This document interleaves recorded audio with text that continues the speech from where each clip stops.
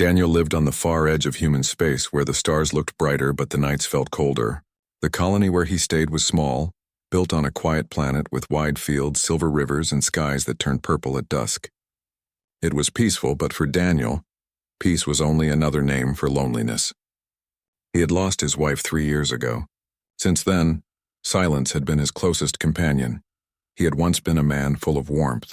He laughed often, sang old songs, and told stories to anyone who would listen. But after her death, that version of him faded away. He worked, he ate, he slept. That was his life. The walls of his small home held memories he could not run from. Every corner carried her shadow. Every empty chair whispered her absence. Next door lived someone who seemed just as lonely as him. Her name was Zira. She was not human. She belonged to a people called the Thrinn. They had come to this colony after their own worlds were torn apart by wars. Zira was tall, graceful, with skin like silver dust under the sun and eyes that glowed like molten gold. She moved quietly, spoke rarely, and carried herself with a dignity that made others step aside when she passed. Daniel and Zira were neighbors, but not friends. They nodded when they crossed paths, nothing more. He sometimes saw her tending to strange alien plants in her yard. Sometimes she carried heavy baskets from the market. He noticed, but he never offered help. Not because he did not want to, but because something inside him told him to stay away. He thought his life had ended with his wife's, and he had nothing left to share with anyone. But grief recognizes grief. Even in silence, Daniel could feel that Zira carried her own invisible weight. There was a sadness in her eyes, a hollow place in her voice whenever she greeted him. People whispered that she was a widow, that her mate had died in the war. Daniel never asked. It was not his place. The days passed in this strange balance, two lonely souls living side by side, never crossing the line of distance, until one evening the silence broke. It was just after sunset. The twin suns of the colony had dipped below the horizon, painting the sky in orange and violet streaks. Daniel had just finished a simple dinner when he heard it, a knock on his door. At first he thought it was a mistake. No one ever visited him. He waited, unsure, and then the knock came again, steady, deliberate. He opened the door, and there she was. Zira stood tall in the dim light, her silver skin catching the glow of the fading sun. Her golden eyes met his, calm yet intense. She looked different that evening, as if she had gathered all her courage for this moment. "Daniel," she said softly, her voice smooth, but carrying a strange strength. "I have a proposal for you." The words struck him like lightning. For a moment he thought he had misheard. A proposal from her? He blinked, his mind stumbling. Proposal?" he repeated, his voice rough from disuse. She nodded slowly, her gaze never leaving his. "Yes. Among my people, when two souls lose their partners, there is a tradition. They can choose to share their grief together, not as replacements, not as an attempt to erase the ones we lost, but as companions who help each other walk forward." Daniel froze. The air around him seemed to thicken. He had spent years drowning in sorrow, convinced that no one could understand, that no one should. And now his alien neighbor stood on his doorstep offering him something he didn't even know he wanted. Companionship. "I don't," he started, his words failing him. "I don't know if I can do that." Zira tilted her head, her expression calm, but her golden eyes burned with quiet fire. "I'm not asking you to love me," she said. "I am asking you to not walk alone. Grief alone destroys. Grief shared heals." Her words cut deep. They were simple, but they carried a truth he had been too afraid to face. His wife was gone. Her memory was carved into his heart forever, but life had not ended. He had only forced himself to live as if it had. Daniel's chest tightened. He wanted to slam the door and retreat into the safety of silence. He wanted to say no to keep his walls up. Yet another part of him, a part buried under years of pain, whispered that maybe this was the chance he had been waiting for. He looked at her again. Zira stood there steady, patient, as if she already knew his battle inside. She was not begging. She was simply offering. The night grew darker. The stars began to bloom in the sky. Daniel realized he had been standing there too long, staring at her, trapped in indecision. Finally, he stepped aside and gestured toward the inside of his home. His voice was quiet, almost trembling. "Come in," he said. Zira's lips curved slightly, not a smile exactly, but something close. She entered, her presence filling the silent room with a warmth Daniel had forgotten could exist. That was the night everything began to change. Inside Daniel's small home, the air felt heavy, as if the walls themselves were holding their breath. He had not welcomed anyone in for years. His wife's friends had stopped visiting after her passing, and Daniel never asked them back. The furniture was simple, worn from time, but clean. A faint smell of wood and old paper lingered. Zira stepped in slowly, her eyes moving across the room with quiet curiosity. Daniel shut the door and stood awkwardly. He had invited her in, but now he didn't know what to say. He had forgotten how to host someone, how to speak without fear. His throat felt dry. Zira, however, did not look uncomfortable. She moved with calm steps, lowering herself into a chair at his small table, her golden eyes fixed on him. "I will explain," she said softly. Her voice was steady, but he could sense a trembling beneath the surface, as if this moment cost her more than she showed. "You see, Daniel, my mate died during the war. He was strong, brave, and kind. But the battle took him from me, and I was left with silence. My people have a tradition for this. When two who are broken meet, they can choose to carry grief together. It does not erase what was lost, but it keeps the living from falling into darkness." Daniel listened, each word sinking deep. He wanted to speak, but his chest felt heavy. Finally, he sat across from her, his hands clenched. "My wife," he whispered, "she was sick for a long time. I watched her fade little by little. Every day I prayed for her to stay, and every day she slipped further away. And then one morning she was gone. I thought, if she could not live, then I should not either. But my body refused to follow." His voice cracked. He looked down, ashamed of the tears burning his eyes. He had not spoken about his wife to anyone in years. The pain of it was like reopening an old wound.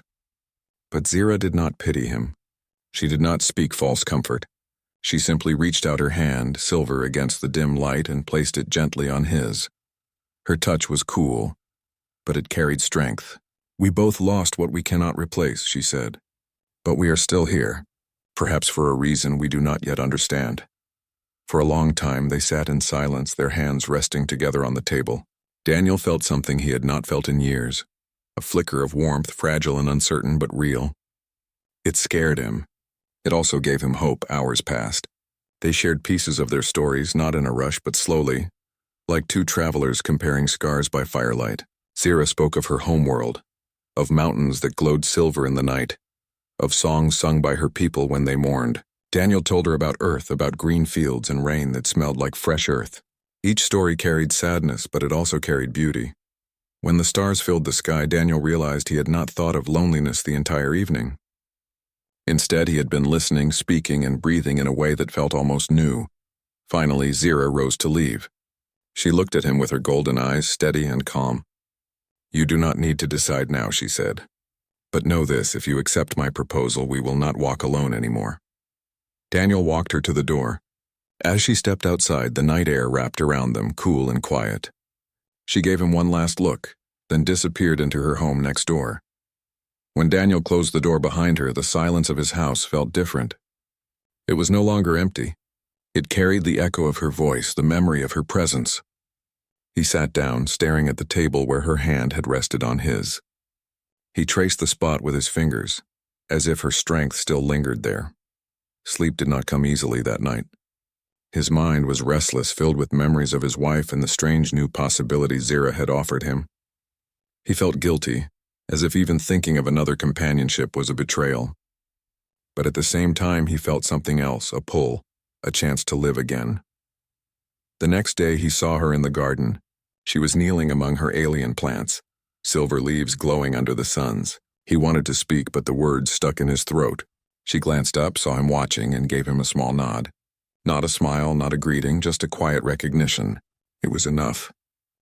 Over the following days, they began to see more of each other.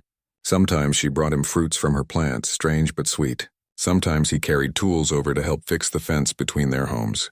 They did not speak much at first, but the silence between them no longer felt heavy. It was a silence that carried understanding. One evening, as they worked side by side, Daniel asked, "Do your people ever regret joining such a bond?" Zira paused, her hand stilling. "No," she said firmly, "because it is not about forgetting the ones we loved. It is about surviving them, Alone, grief is a storm that never ends. Together it becomes rain that nourishes. Her words struck him again, leaving him quiet. He thought about how his wife had always wanted him to live, not merely survive. Perhaps she would not see this as betrayal. Perhaps she would see it as keeping his promise to keep breathing. That night, as he sat in his home, Daniel whispered into the empty air, "I miss you." He felt the familiar ache, but this time it was softer. He thought of Zira's golden eyes, her strength, her pain that mirrored his own. And for the first time in 3 years, he wondered if maybe, just maybe, he was ready to walk forward. The stars shone above the colony, countless and endless, and in that quiet moment, Daniel realized his life had shifted. He had not answered Zira yet, but the door inside him was no longer locked. A new chapter was waiting, if only he had the courage to open it. The days turned into weeks, and slowly, Daniel and Zira's lives began to weave together like threads of the same fabric. What started as small exchanges, an offered fruit, a fixed fence, a shared word, grew into something deeper. They often sat together in the evenings. Daniel would make simple human meals, and Zira would bring dishes from her world, colorful and strange. At first, Daniel hesitated to try them, but Zira's patient smile encouraged him. The flavors were sharp, sweet, and unlike anything he had tasted before. He laughed once at the heat of a spice, coughing as his face turned red. Zira tilted her head, amused, and said, "Your people are brave in war, but weak in food." For the first time in years, Daniel laughed until tears filled his eyes. It was in these moments that something new was born, not romance, not yet, but companionship that carried warmth. Daniel noticed he no longer spent his nights staring at the walls. He no longer felt crushed by silence. He began humming again, old earth songs his wife once loved. Sometimes Zira listened in silence, her eyes soft, as if she understood the meaning without knowing the words. One evening, while stars glowed bright above the colony, Daniel asked her, "Zira, do you ever feel guilty?" First, moving forward, her golden eyes flickered. She stayed quiet for a long time before answering. "Every day," she admitted. "But guilt does not honor the dead. To live, to breathe, to find strength again, that is what they would want for us. My mate fought so that I could live. Your wife endured her pain so that you could go on. Why waste the gift they gave?" Daniel sat with her words, and though they hurt, they also healed. His wife's face came to his mind, not with crushing grief, but with gentle memory. He imagined her smile, imagined her telling him to be strong. For the first time, he felt he was not betraying her. He was keeping her alive by choosing to live. But life in the colony was not blind. People noticed Daniel and Zira's growing closeness. Some smiled kindly, but others whispered. Humans and Thrin had lived side by side, yet never together in such a way. To many it was strange. To some it was wrong. One afternoon, Daniel walked into the market with Zira. He carried a basket while she inspected herbs. They moved naturally like partners. But he felt eyes on them, cold, sharp eyes. Whispers followed them through the stalls. Look at him. With her. Doesn't he know she's not human? He must be desperate. Daniel's jaw tightened, but he said nothing. Zira's expression did not change. She carried herself with dignity, ignoring the murmurs. But when they returned home, Daniel saw the shadow in her eyes. "I am sorry," he said quietly. "You don't deserve their cruelty." Zira placed a hand on his arm. "Let them speak," she said calmly. "Their words cannot harm me unless I let them. I have faced worse on the battlefield. This," she paused, her gaze softening, "this is worth more than their judgment." Her strength amazed him, yet it also tore at him. He wanted to protect her from every cruel word, every hateful glance. But he knew he could not silence the world. He could only choose how to stand beside her. The whispers grew louder with time. One evening, Daniel returned home to find his door marked with red paint. The words stabbed him like knives, "alien lover." His hands trembled as he touched the stain, his heart pounding with anger. He wanted to shout, to demand who had done it, but no one came forward. When Zira saw it, her golden eyes burned, not with shame, but with fire. "They are afraid," she said. "Afraid of what they do not understand." Daniel clenched his fists. "You don't deserve this," he repeated. "If this is the price of being near me, maybe—" His voice broke. "Maybe I should step back." Zira turned sharply, her gaze fierce. "Do not say that," she commanded. "Do not let fear steal what we have found." "I am Thrin." I have stood against fire and blood. Do you think a few words on a wall will break me? Her strength lit something inside him. He realized she was not asking for his protection. She was asking for his courage. She had offered him companionship, not weakness. And he would not dishonor that by running away. That night, Daniel lay awake, staring at the ceiling. The world outside was cruel, but when he thought of Zira, he felt stronger than he had in years. He remembered her words, "Grief alone destroys." "Grief shared heals," he whispered into the silence. "Then I will share it with you, Zira. No matter what they say." The days that followed were different. Daniel no longer walked with his head down. He stood taller even when the whispers reached his ears. When neighbors gave him cold looks, he met their eyes and nodded, refusing to hide. And by his side, Zira walked like a queen, her golden eyes unshaken. One evening, as the sun sank low, Daniel and Zira sat together outside their homes. The sky burned with orange and violet light. Zira looked at him, her voice soft but steady. "Daniel," she said, "are you ready to answer my proposal?" He looked at her, at the silver glow of her skin, at the fire of her eyes. He thought of his wife, of her gentle smile. He thought of the empty years, and of the life that now stirred again inside him. He took a deep breath. "Yes," he said, "I am ready." Zira's eyes softened, and for the first time since he had met her, she smiled. It was not wide, not bright, but it was full of quiet strength and beauty. That evening, as the stars bloomed overhead, Daniel realized something powerful. He was no longer walking alone.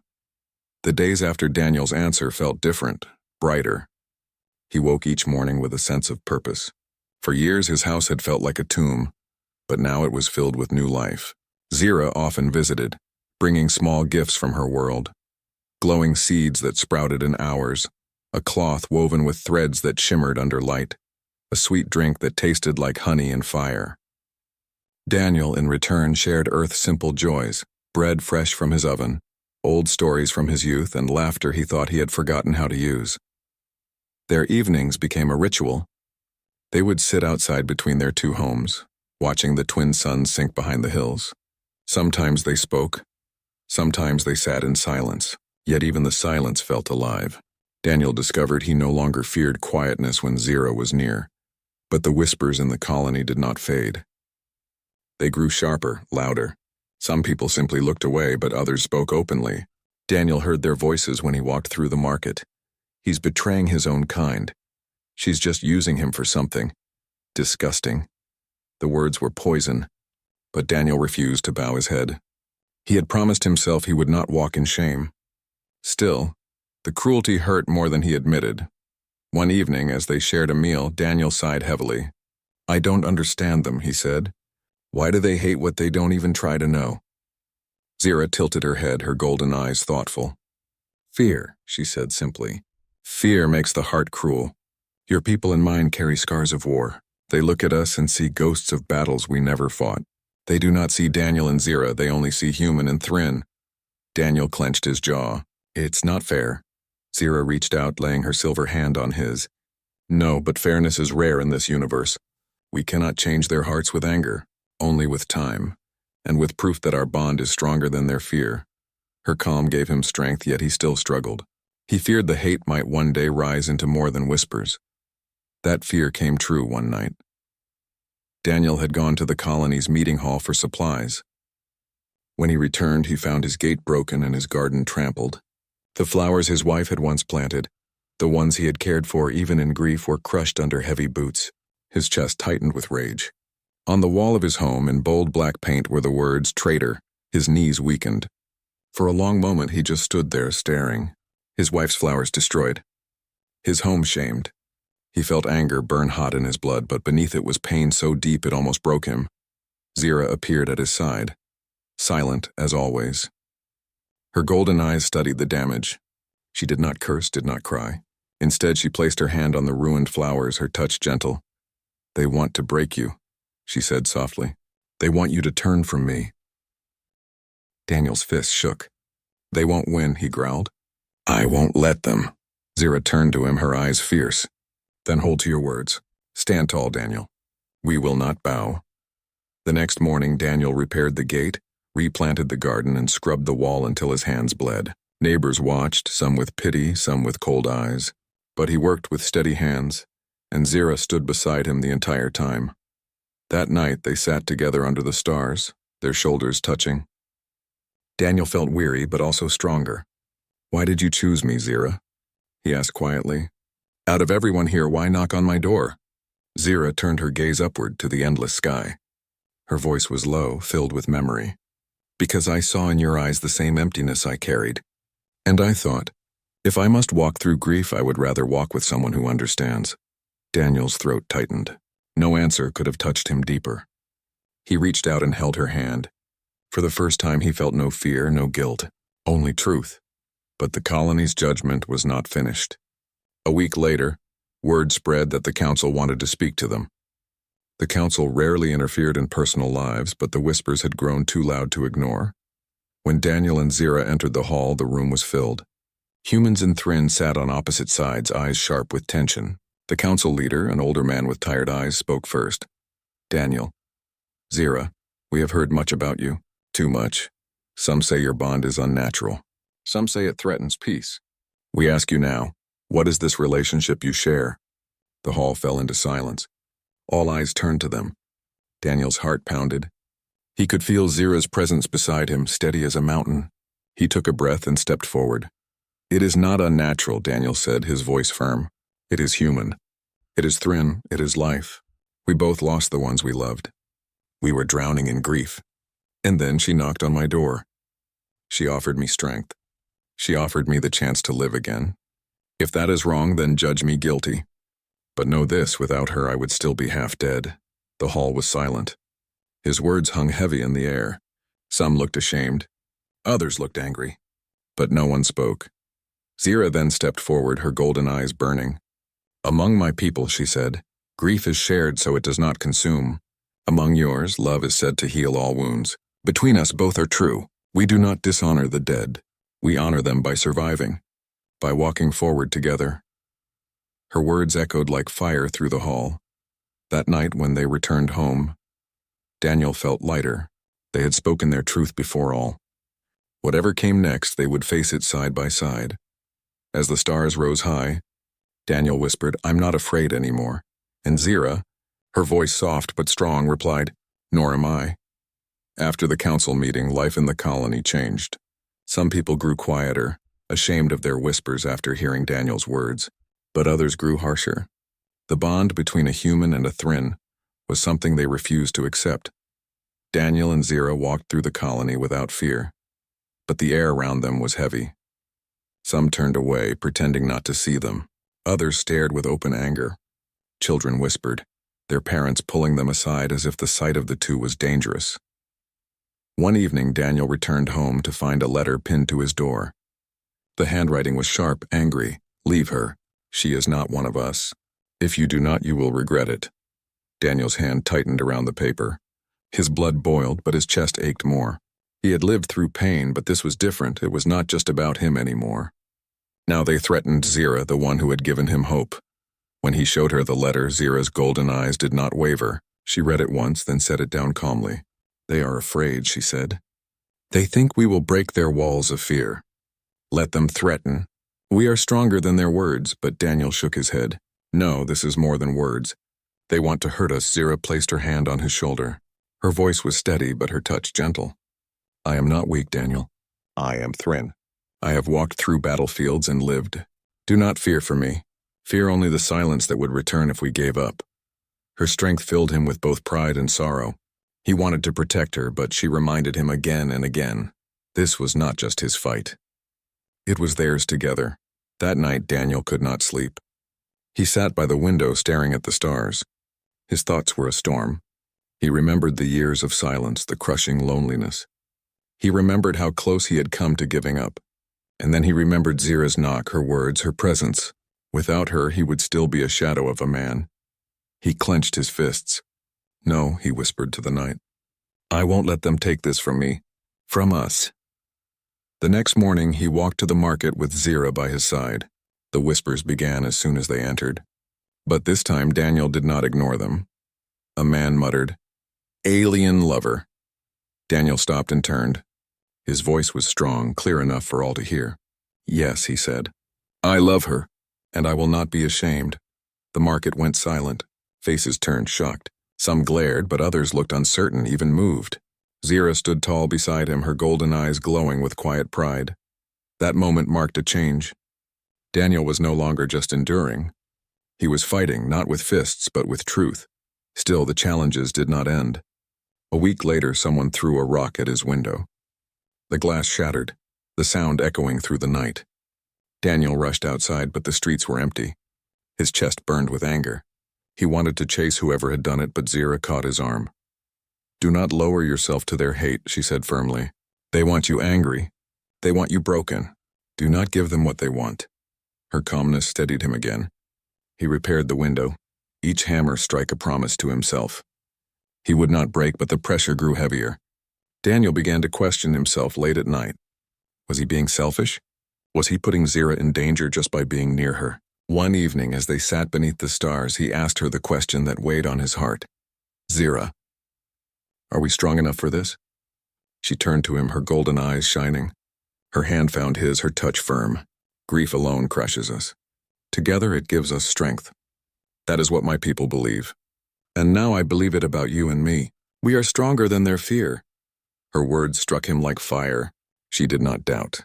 She did not bend. She stood as if nothing in the world could shake her. And Daniel, seeing her strength, found his own. The next day, the colony council called another meeting. The hall was filled again, tense and divided. Some demanded that Daniel and Zira end their bond, claiming it threatened peace. Others remained silent, unsure. Daniel stood before them all. His voice rang with the weight of truth. "I was dying inside until she knocked on my door," he said. "I had nothing left. No hope, no reason to wake up. She gave me that reason. She gave me strength. If love or even companionship is a crime, then I am guilty. But I will not apologize for being alive again." The hall grew quiet. Daniel's words carried a force stronger than anger. It was honesty, raw and unshaken. Zira stepped forward beside him. Her voice was calm but unyielding. "You say our bond is dangerous. But tell me, what is more dangerous? Two broken souls finding strength together? Or two broken souls left alone until they wither?" No one answered. Their silence was louder than words. That night, Daniel and Zira walked home hand in hand. The stars above seemed brighter than ever. For the first time, Daniel felt not just alive, but unafraid. As they sat together under the silver tree in the colony's square, Daniel turned to her. His voice was low but strong. "Whatever comes, I will stand with you always." Zira looked at him, her eyes soft yet burning with light. "And I with you." In that moment, Daniel knew the truth. Their bond was not weakness. It was strength. Stronger than fear. Stronger than hate. Stronger than the silence that had once consumed him. And nothing, not even the judgment of the colony, could take that away. The days after the council meeting were strangely quiet. For a while, no one threw rocks, no one painted words on Daniel's door. The colony seemed to settle, but the silence was not peace. It was the silence of people waiting, watching, deciding what to do next. Daniel felt it every time he walked to the market. He felt the stares, the whispers, yet he no longer bowed his head. He held it high, and Zira walked beside him like a queen. But the calm did not last. One evening, as the suns began to sink, Daniel and Zira returned from the river with baskets of water fruit. As they reached his home, they saw smoke. A group of colonists stood near his gate, torches in hand. His garden was burning. The flowers, the vines, the small tree he and Zira had planted together. Flames crackled, filling the air with bitter smoke. Daniel dropped the basket. His blood boiled. He ran forward, but two men blocked his path. "Stay back," one growled. "This is your warning. End this madness, or next time it won't be your garden." Daniel's fists clenched. He wanted to strike, to scream, to tear the torches from their hands. But before he could move, Zira stepped forward. Her golden eyes blazed like fire. "You shame yourselves," she said, her voice steady, carrying like thunder. "You call yourselves protectors of peace, but you act like cowards. You burn flowers and think you are strong. You cannot burn what we are. You cannot destroy what we carry." The men shifted, uneasy under her gaze. Daniel moved beside her, his voice strong. "You think fear will break us? You're wrong. I've already been broken before. I've lost everything once. I won't lose again, not because of your hate." Neighbors began gathering, drawn by the smoke. Some whispered in shock, others in shame. The men with torches looked around, realizing too many eyes were watching. With angry mutters, they turned and left, their torches flickering in the dark. Daniel and Zira stayed by the fire until it burned low. The garden was ruined. Ash and smoke choked the air. Daniel sank to his knees, his chest heavy. This garden had carried his wife's memory, and now it was gone. Zira knelt beside him. Her silver hand rested on his shoulder. "Daniel," she said softly, "they took your flowers, but not your love. The memory of her still lives in you. No fire can touch that." Daniel closed his eyes. Pain burned inside him, but her words steadied him. He took a deep breath. "Then we'll plant again," he said. "We'll plant something stronger." The next day, they worked side by side. Daniel dug the soil with steady hands. Zira planted seeds from her own world, seeds that glowed faintly in the sun. Neighbors watched from a distance. Some sneered, but others looked thoughtful. As the days passed, small sprouts broke through the soil, silver leaves with veins of gold. They shimmered at night like stars in the earth. People came quietly to look, unable to hide their wonder. It was then that the colony council called for another gathering.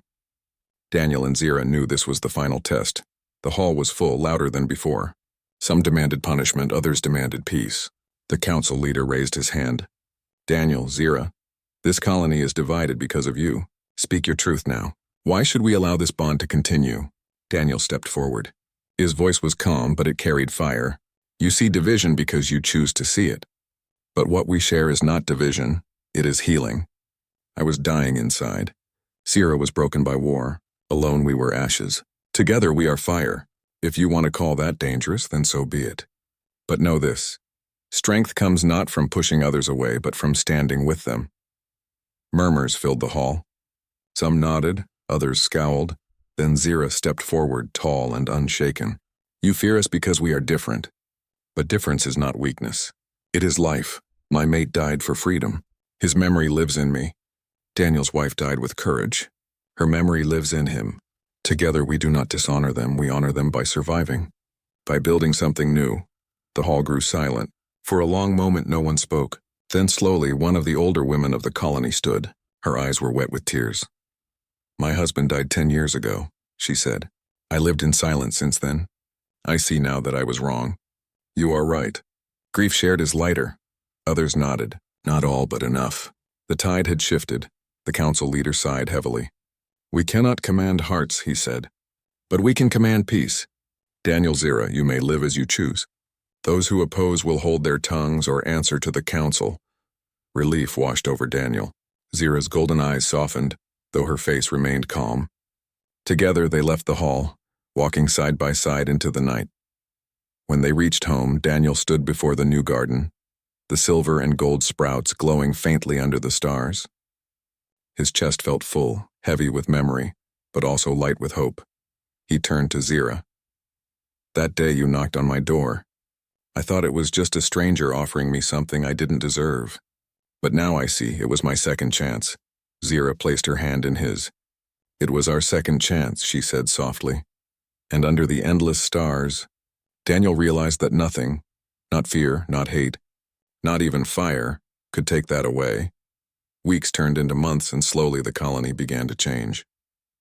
At first, people only watched from a distance, curious about the glowing plants in Daniel and Zira's garden.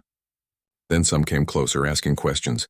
Zira explained the plants' healing uses, how their leaves could ease pain, how their roots could clean water.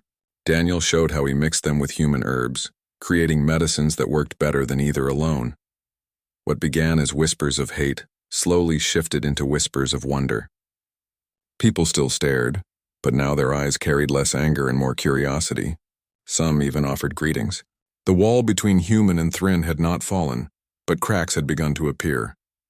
Through it all, Daniel and Zira walked together. Their bond grew stronger, steady as the roots of the new garden. Daniel no longer carried grief as a heavy stone on his chest. It was still there, always, but now it walked beside him instead of crushing him. Zira too seemed lighter. She still carried her mate's memory, but when she spoke of him, her voice no longer trembled. It carried love without despair. One evening, the council called a gathering in the colony square. The people gathered under the silver tree, its branches swaying gently in the night air. The leader spoke of unity, of how the colony could not survive if divided. Then to Daniel and Zira's surprise, he turned to them. "You two have become a symbol," he said. "Some see you as wrong. Others see you as hope. Tonight we ask you to plant something for us all. A tree that will belong not to one people but to both. A reminder that even grief can grow into life." Daniel's chest tightened. He looked at Zira. Her golden eyes glowed softly and she gave a small nod. Together they stepped forward. The crowd fell silent as Zira held out a seed. It was small, glowing faintly, pulsing with life. Daniel dug into the soil with his hands and Zira placed the seed within. Together they covered it with earth, then they stood back. The seed began to glow brighter. Before the crowd's eyes it sprouted. Silver leaves unfurled and golden veins shimmered. The tree rose slowly, its branches stretching toward the stars. It grew taller, stronger, until it stood above them all, glowing with gentle light. Gasps filled the square. Children pointed in wonder. Even those who had hated the most could not hide their awe. The tree's light touched everyone, soft and warm, like a quiet embrace. Daniel looked up at it, his heart heavy with emotion. He thought of his wife, of the flowers once burned, of the nights he had nearly given up. He thought of the knock on his door, the hand that had lifted him from the dark. His throat tightened. He whispered, almost too soft to hear. "We made it," Zira heard. She stood beside him, her hand slipping into his. "Yes," she said. "We did." The tree became a gathering place. People came to sit beneath its branches, to breathe its calming air. Humans and Thryn began speaking more, trading more, sharing songs and food. The change was not sudden, but it was steady.